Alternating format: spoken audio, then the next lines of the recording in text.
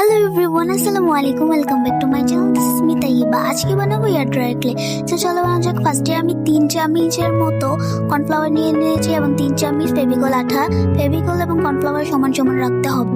দিয়ে দিচ্ছি coconut oil এবং ভিনেগার।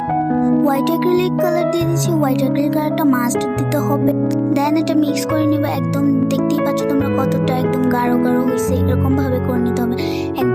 দেন আমাদের চুলায় এটা একদম লো আছে কুক করে নিতে হবে। দেন যখন দেখতে পাবা তোমরা চামচের মধ্যে উঠে আসতেছে তখনই অফ করে দিয়ে এটাকে ভালোভাবে একটা ডো করে নিতে হবে। দেখতেই পাইতেছো হাতে লাগতেছে না আমার।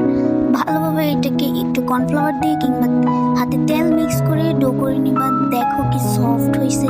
দেন এটাকে 2 দিনের জন্য আমাদের রেস্টে দিতে হবে।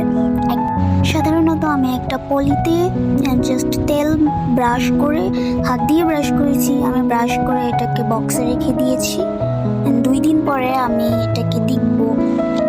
দেখো 2 দিন পরে কি সুন্দর সফট হয়েছে। এটা এখন অনেক সফট আছে। আমি এই বক্সটাতে আবার রেখে দিব। আমি সবার লাস্টে এই ভিডিওটা বানালাম। তো তোমাদের কাছে কেমন লাগছে তোমরা অবশ্যই কমেন্ট করে জানাও। ক্লে দিয়ে তৈরি করা আমার কিছু জিনিস আজকের ভিডিওটা পর্যন্ত।